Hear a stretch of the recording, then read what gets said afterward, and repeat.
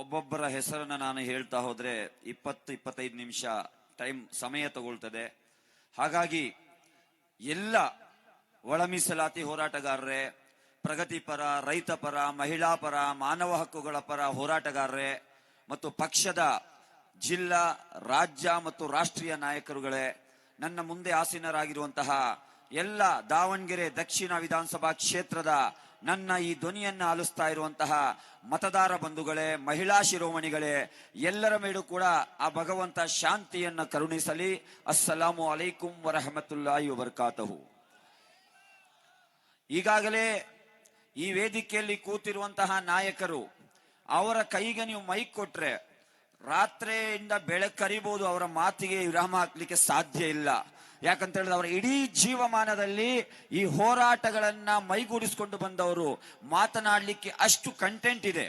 ಆದ್ರೆ ನಾವು ಸಮಯ ಮತ್ತು ಎಲೆಕ್ಷನ್ ಕಮಿಷನ್ ನ ಗೈಡ್ ಲೈನ್ ಕೂಡ ಫಾಲೋ ಮಾಡಬೇಕು. ಈ ಅಫ್ಸರ್ ಕೊಡ್ಲಿಪೇಟೆ ಬಾಬಾ ಸಾಹೇಬ್ ಅಂಬೇಡ್ಕರ್ ಅವರ ಸಂವಿಧಾನವನ್ನ ಗೌರವಿಸುವಂತ ವ್ಯಕ್ತಿ, SDPI social democratic party of India ಈ ನೆಲದ ಕಾನೂನನ್ನ ಗೌರವಿಸುವಂತ ಪಕ್ಷ ಆದ ಕಾರಣ ನಿಗದಿತ ಸಮಯದ ಒಳಗೇನೆ ನಮ್ಮ ಕಾರ್ಯಕ್ರಮವನ್ನು ಮುಗಿಸಬೇಕಾಗಿದೆ. ಹಾಗಾಗಿ ಯಾರು ಅನ್ಯತಾ ಭಾವಿಸಬೇಡಿ. ನಾನು ಕೂಡ ಹೆಚ್ಚು ಭಾಷಣ ಮಾಡಲ್ಲ. ನಾನು ಮಾತನಾಡ್ಲಿಕ್ಕಿರುವಂತಹ ಇಶ್ಯೂಗಳ ಒಂದು ದೊಡ್ಡ ಪಟ್ಟಿಯೇ ಇದೆ. ನಾನು ಚುನಾವಣಾ ಕ್ಯಾಂಪೇನ್ ನಲ್ಲಿ ಮನೆ ಮನೆಗೆ ಹೋಗ್ಬೇಕಾದ್ರೆ ಒಂದೊಂದು ಏರಿಯಾದಲ್ಲಿ ಒಂದೊಂದು ಸಮಸ್ಯೆ ಇದೆ. ನಾನು 2 PA ಗಳನ್ನ ಅಪಾಯಿಂಟ್ ಮಾಡ್ಕೊಂಡಿದ್ದೇನೆ. ಯಾಕಂತ ಹೇಳಿದ್ರೆ ನಾಳೆ ಅಸೆಂಬ್ಲಿಯಲ್ಲಿ ಹೋಗಿ ಮಾತಾಡಬೇಕಾದ್ರೆ ಯಾವ ಏರಿಯಾದ ಪಾಯಿಂಟ್ ಗಳು ಬಿಟ್ಟು ಹೋಗ್ಬಾರ್ದು ಎಂಬ ಕಾರಣಕ್ಕೆ ಎಲ್ಲವನ್ನ ಅವರು ನೋಟ್ ಮಾಡ್ತಾ ಇದ್ದಾರೆ. ಟೈಮ್ ಟು ಟೈಮ್ ಪ್ರಪ್ರಥಮ ಅಸೆಂಬ್ಲಿಯಲ್ಲೇ ನಾನು ದಾವಣಗೆರೆಯ ನೆರಳು ಬೀಡಿ ಕಾರ್ಮಿಕರ 300 ಮಹಿಳೆಯರು ಸೇರಿ 15 ಡಿಮ್ಯಾಂಡ್ ಗಳನ್ನು ನನಗೆ ಇವತ್ತು ಸಬ್ಮಿಷನ್ ಮಾಡಿದ್ದಾರೆ. ಅದರ ಬಗ್ಗೆ ನಾನು ಧ್ವನಿ ಎತ್ತಲಿಕ್ಕಿದ್ದೇನೆ ಮತ್ತು ಭರವಸೆಯನ್ನ ಆ ಮಹಿಳೆಯರಿಗೆ ಕೊಟ್ಟು ಬಂದಿದ್ದೇನೆ. ಹಾಗಾಗಿ ಒಂದು ವಿಚಾರವನ್ನ ಮಾತ್ರ ನಾನು ಇಲ್ಲಿ ಪ್ರಸ್ತಾಪ ಮಾಡ್ತೇನೆ. ಅಫ್ಸರ್ ಕೊಡ್ಲಿಪೇಟೆ ಕೋಮುವಾದಿ ಅಂತ ಹೇಳಿ, social democratic party of India ಕೋಮುವಾದಿ ಪಕ್ಷ ಅಂತ ಹೇಳಿ ಹಲವಾರು ಜನರು ಹೇಳ್ತಾ ಇದ್ದಾರೆ. ಅವರಿಗೆ ನಾನು ಏನು ಮಾತಾಡೋದಿಲ್ಲ. ಇವತ್ತು ಈ ವೇದಿಕೆಯನ್ನ ನೋಡಿ, ಇಲ್ಲಿ ದಲಿತ ಸಹೋದರರಿದ್ದಾರೆ, ಕ್ರೈಸ್ತ ಸಹೋದರರಿದ್ದಾರೆ, ಸಿಖ್ ಸಹೋದರರಿದ್ದಾರೆ, ಮುಸ್ಲಿಂ ಸಹೋದರರಿದ್ದಾರೆ. ಇದು ಕೋಮುವಾದ ಅನ್ನೋದಾದ್ರೆ ಹೌದು, ನಾನು ಕೋಮುವಾದಿ. ಇದನ್ನ ನೀವು ಕೋಮುವಾದ ಅನ್ನೋದಾದ್ರೆ ಹೌದು, SDPI ಕೋಮುವಾದಿ. ಇದನ್ನ ನಾವು ತಿಳ್ಕೊಂಡಿರುವಂತದ್ದು ಜಾತ್ಯತೀತವಾದ, ನೈಜ ಜಾತ್ಯತೀತವಾದ. ಈ ಜಾತ್ಯತೀತವಾದವನ್ನ ನಾವು ಪ್ರತಿ ಮನೆಗೂ ತಲುಪಿಸ್ಲಿಕ್ಕಿದೆ. ಕೋಮುವಾದಿ ಯಾರು ಅಂತ ನೀವು ಡೆಫಿನಿಷನ್ ಅನ್ನ ತೆಗೆದು ನೋಡಿದ್ರೆ, ತನ್ನ ಕೋಮಿನ ಒಬ್ಬ ವ್ಯಕ್ತಿ ತಪ್ಪನ್ನ ಮಾಡಿದಾಗ ಅವನನ್ನು ಸಮರ್ಥಿಸಿಕೊಳ್ಳುವವನು ಕೋಮುವಾದಿ. ಇವತ್ತು ಇದೇ ಪ್ರದೇಶ, ಇದೇ ಸ್ಥಳದಲ್ಲಿ ನಡೆದಂತಹ ಒಂದು ವೇದಿಕೆಯಲ್ಲಿ ನನ್ನದೇ ಸಮುದಾಯದ ಒಬ್ಬ MLA ಬಂದು ತಪ್ಪುಗಳನ್ನ ಮಾತಾಡಬೇಕಾದ್ರೆ ಅದನ್ನ ಖಡಾಖಂಡಿತವಾಗಿ ಅದು ತಪ್ಪು ಅಂತೇಳಿ ಹೇಳಿದ್ದು ಇದೇ ಅಫ್ಸರ್ ಕೊಡ್ಲಿಪೇಟೆ. ಅವನು ಹೇಗೆ ಕೋಮುವಾದಿ ಆಗ್ಲಿಕ್ಕೆ ಸಾಧ್ಯ? ನನ್ನ ಕೋಮಿನವನಾಗಿರ್ಲಿ, ನನ್ನ ಸಮಾಜದವನಾಗಿರ್ಲಿ, ಅವನು ತಪ್ಪನ್ನ ಹೇಳಿದಾಗ ಧೈರ್ಯದಿಂದ ಅದು ತಪ್ಪು ಅಂತ ಹೇಳುವಂತದ್ದಿದೆಯಲ್ಲ, ಇದು ಕೋಮುವಾದ ಅಲ್ಲ. ಅವನನ್ನ ತಪ್ಪನ್ನ ಸಮರ್ಥಿಸಿಕೊಳ್ಳೋದು ಕೋಮುವಾದ. ಹಾಗಾಗಿ ಈ ಪ್ರದೇಶದಲ್ಲಿ ನಾವು ಏನು ಕಾರ್ಯಕ್ರಮವನ್ನು ಮಾಡ್ತಾ ಇದ್ದೇವೆ, ಈ ಪ್ರದೇಶಕ್ಕೆ ಒಂದು ಇತಿಹಾಸ ಇದೆ. 2023ನೇ ಇಸವಿಯಲ್ಲಿ ಈ ಪ್ರದೇಶದಲ್ಲಿ ಸುಮಾರು 300 ಮನೆಗಳಿತ್ತು. ಅದಕ್ಕೆ ಹೆಗಡೆ ನಗರ ಎಂಬಂತ ಹೆಸರಿತ್ತು. ಆ ಸಂದರ್ಭದಲ್ಲಿ ಈ ರಿಂಗ್ ರೋಡ್ ಏನಿದೆ, ಈ ಬೈಪಾಸ್ ರೋಡ್ ಅನ್ನ ಅಭಿವೃದ್ಧಿಯ ದೃಷ್ಟಿಯಿಂದ ಅವರನ್ನ ಇಲ್ಲಿಂದ ಒಕ್ಕಲೆಬ್ಬಿಸಲಾಗಿತ್ತು. ಆ ಒಕ್ಕಲೆಬ್ಬಿಸಿದಂತ ಸಂದರ್ಭದಲ್ಲಿ ಈ ರಿಜ್ವಾನ್ ಅರ್ಷದ್ ಆಗ್ಲಿ, ಸಲೀಂ ಅಹಮದ್ ಆಗ್ಲಿ, ಈ ಕ್ಯಾಬಿನೆಟ್ ಆಗ್ಲಿ ಇಲ್ಲಿಗೆ ಬಂದಿರಲಿಲ್ಲ. ಅವರ ಪರವಾಗಿ ಧ್ವನಿ ಎತ್ತಿದ್ದು ಯಾರು ಅಂತ ಹೇಳಿದ್ರೆ ಇದೇ ಅಫ್ಸರ್ ಕೊಡ್ಲಿಪೇಟೆ, ಇದೇ social democratic party of India. ಇದು ನನ್ನ ಮಾತಲ್ಲ, ಹೆಗಡೆ ನಗರದ ನಿರಾಶ್ರಿತರಿಗೆ ಹೋಗಿ ಕೇಳಿ. ಆಗ ನಾನು ವೋಟ್ ಇರಲಿಲ್ಲ, ಆಗ ಯಾವುದೇ ಚುನಾವಣೆ ಇರಲಿಲ್ಲ. ವೋಟಿಗಾಗಿ ನಾನು ಧ್ವನಿ ಎತ್ತಿದ್ದಲ್ಲ. ನಾನು ಅವರ ಮಾನವೀಯ ಹಕ್ಕುಗಳನ್ನ ಗೌರವಿಸಿ, ಅವರು ಕೂಡ ಮನುಷ್ಯರು, ಅವರು ಒಂದು ಗೌರವಯುತ ಬದುಕನ್ನ ಸಾಗಿಸ್ಬೇಕಂತೇಳಿ ನಾನು ಧ್ವನಿಯನ್ನೆತ್ತಿದ್ದೆ.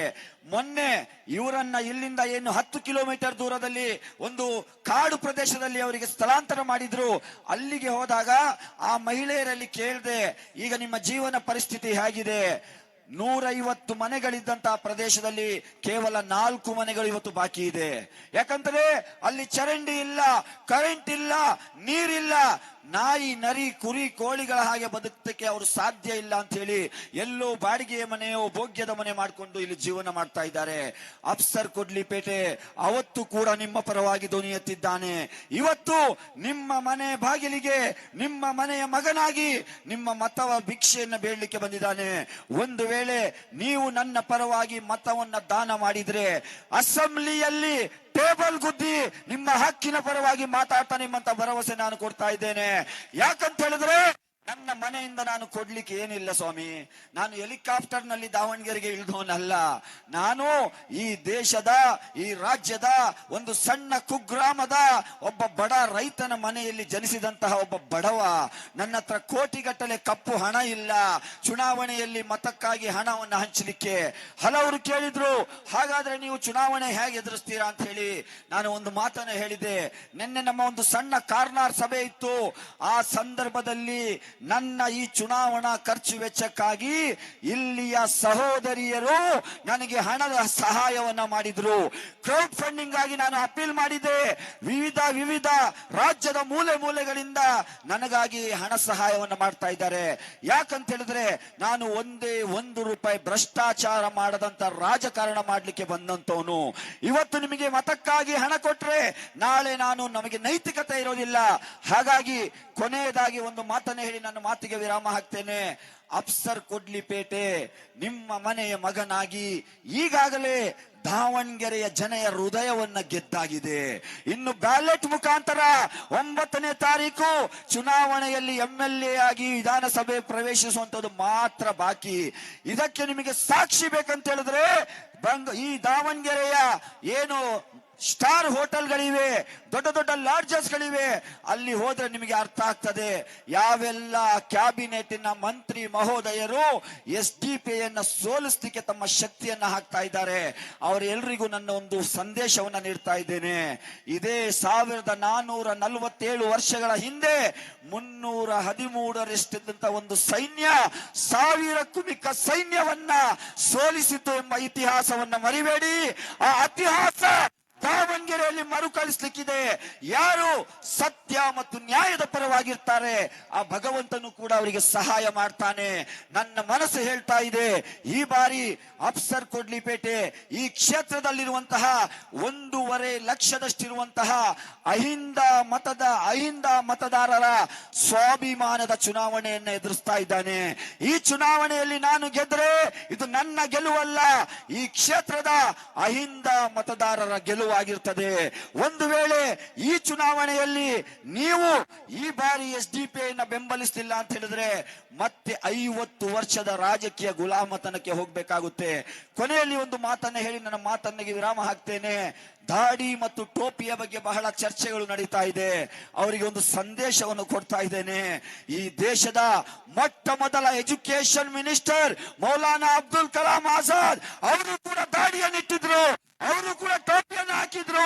ಈ ದೇಶದ president of India Zakir Hussain ಕೂಡ ದಾಡಿಯನ್ನಿಟ್ಟಿದ್ರು, ಟೋಪಿಯನ್ನಿಟ್ಟಿದ್ರು. ಅದೇ ರೀತಿಯಾಗಿ ದಾವಣಗೆರೆ ದಕ್ಷಿಣ ವಿಧಾನಸಭಾ ಕ್ಷೇತ್ರದ MLA ಆಗಿ ಇದೇ ದಾಡಿ ಇಟ್ಟಿರುವಂತಹ, ಅದೇ ಟೋಪಿ ತೊಟ್ಟಿರುವಂತಹ ಅಫ್ಸರ್ ಕೊಡ್ಲಿಪೇಟೆ ಅಹಿಂದ ಮತದಾರರ ಧ್ವನಿಯಾಗಿ ಕರ್ನಾಟಕ ವಿಧಾನಸಭೆಯನ್ನ ಪ್ರವೇಶಿಸಲಿಕ್ಕಿದ್ದಾನೆ. ಒಂದು ವೇಳೆ ನಾನು ವಿಧಾನಸಭೆ ಪ್ರವೇಶಿಸಿದರೆ ಎಲ್ಲ ಜಾತಿ, ವರ್ಣ, ವರ್ಗ ಎಲ್ಲರ ಜೊತೆಯಲ್ಲೂ ನ್ಯಾಯವನ್ನ ಪರಿಪಾಲಿಸ್ತಾನೆ. ಇದೇ ದಾಡಿ, ಇದೇ ಟೋಪಿ ಇಟ್ಟಿರುವಂತಹ ಅಫ್ಸರ್ ಕೊಡ್ಲಿಪೇಟೆ ಎಂಬಂತಹ ಸಂದೇಶವನ್ನ ನೀಡ್ತಾ ಬಾಬಾ ಸಾಹೇಬರ ಒಂದು ವಿಚಾರವನ್ನ ಹೇಳಿ ನನ್ನ ಮಾತಿಗೆ ವಿರಾಮ ಹಾಕ್ತೇನೆ. ನಾಯಿ, ನರಿ, ಕುರಿ, ಕೋಳಿಗಳು ಕೂಡ ಹುಟ್ಟುತ್ತವೆ, ಸಾಯ್ತವೆ. ನಾಯಿ, ನರಿ, ಕುರಿ, ಕೋಳಿಗಳು ಕೂಡ ಬದುಕುತ್ತವೆ, ಸಾಯ್ತವೆ. ಆದರೆ ನೀವು ಯಾವ ರೀತಿ ಬದುಕಬೇಕಂತ ಹೇಳಿ ಬಾಬಾ ಸಾಹೇಬರು ಕಲಿಸೋಕೆ ಹೋಗಿದ್ದಾರೆ. ನೀವು ಹುಲಿ ಸಿಂಹಗಳಾಗಿ ಬದುಕಿ, ನೀವು ನಾಯಿ ನರಿಗಳಾಗಿ ಬದುಕಬೇಡಿ. 250 ವರ್ಷಗಳ ಹಿಂದೆ ಶಹೀದ್ ಮಿಲ್ಲತ್ ಟಿಪ್ಪು ಸುಲ್ತಾನ್ ಕೂಡ ಅದನ್ನೇ ಹೇಳಿದ್ದು, 100 ದಿನ ಇಲಿಯಾಗಿ ಬಾಳುವುದಕ್ಕಿಂತ 1 ದಿನ ಹುಲಿಯಾಗಿ ಬಾಳು. ಅಫ್ಸರ್ ಕೊಡ್ಲಿಪೇಟೆ ದಾವಣಗೆರೆಯ ಜನರ ಹೃದಯವನ್ನ ಏನು ಗೆದ್ದಿದ್ದಾನೆ. ಯಾವುದೇ ತ್ಯಾಗಕ್ಕೂ ನಾನು ತಯಾರಾಗಿದ್ದೇನೆ. ನಾನು ಕೋಮುವಾದಿಗಳೊಂದಿಗೆ ಯಾವುದೇ ರಾಜಿ ಮಾಡ್ಕೊಳ್ಳಿಕ್ಕೆ ತಯಾರಿಲ್ಲ. ನಾನು ರಾಜಿರಹಿತ ಅಮೂಲ್ಯವಾದಂತಹ ಹೋರಾಟ, ಅದು ಬೀದಿಯಲ್ಲಾಗಿರ್ಲಿ, ಅದು ಅಸೆಂಬ್ಲಿಯಲ್ಲಾಗಿರ್ಲಿ, ಮಾಡಿಯೇ ತೀರ್ತೇನೆ ಎಂಬಂತಹ ವಿಶ್ವಾಸವೊಂದಿಗೆ ನನ್ನ ಮಾತಿಗೆ ವಿರಾಮ ಹಾಕ್ತಾ ಇದ್ದೀನಿ.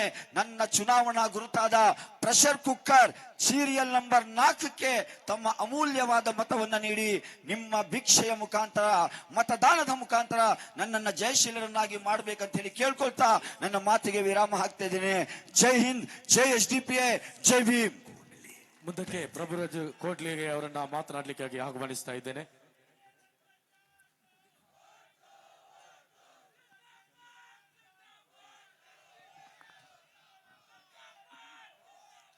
ಎಲ್ರಿಗೂ ನಮಸ್ಕಾರಗಳನ್ನು ಹೇಳುತ್ತಾ